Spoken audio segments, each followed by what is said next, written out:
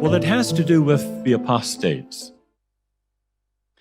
Now, there's something that the apostates are talking about and trying to put forward. The media has picked it up. Others have also picked it up. And that is our scriptural position of having two witnesses a requirement for judicial action if there's no confession. Very clear. Before a judicial committee can be convened, there has to be a confession or two witnesses. So we will never change our scriptural position.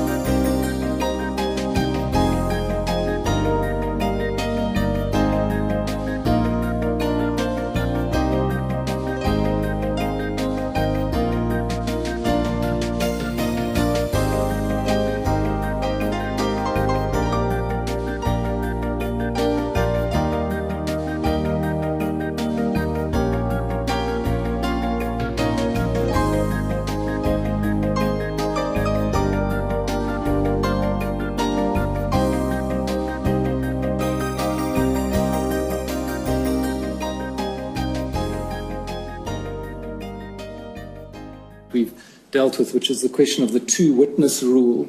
You'll be aware that if there's no confession, then two witnesses to serious wrongdoing are required, or to two similar events of serious wrongdoing, in order that there is sufficient evidence to establish a judicial committee. Do you understand that? I do understand that.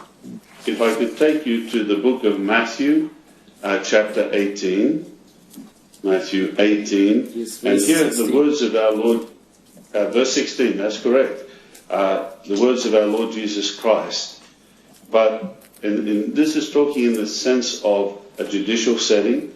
And if he does not listen, take along with you one or two more, so that on the testimony of two or three witnesses, every matter may be established.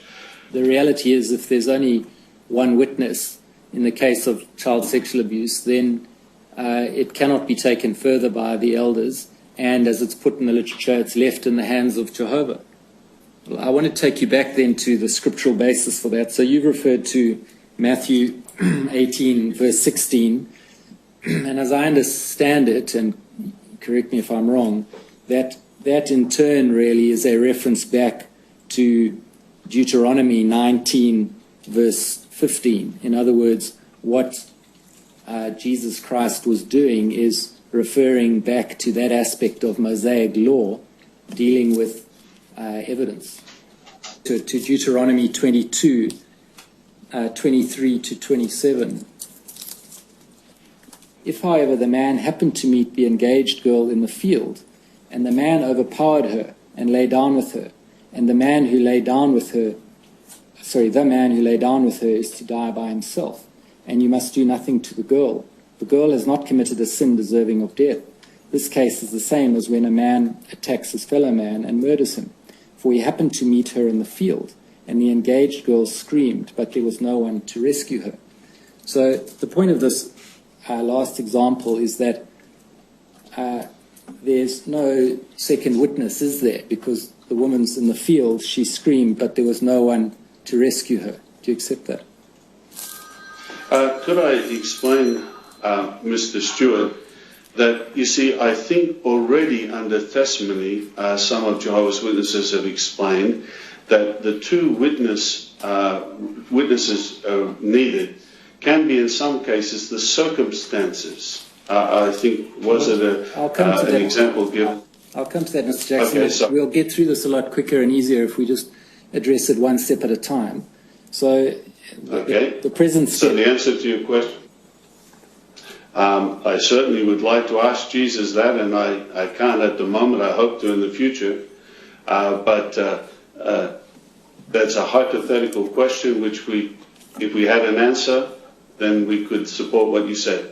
Well, it's hypothetical in a sense, but really what I'm driving at is the scriptural basis, and you the scholar, I'm not, is the scriptural basis to the two-witness rule really so solid, or is there not space for your governing body to recognize that in cases of sexual abuse, it need not apply? Again, if I could just mention the fact that we've already acknowledged that circumstances can also be one of the witnesses. Well, I'll come to that, but my question is a different one. It's whether the scriptural basis to the two-witness rule in relation to cases of sexual abuse has a proper foundation. We believe it does, because of the number of times that principle is emphasized in the scriptures.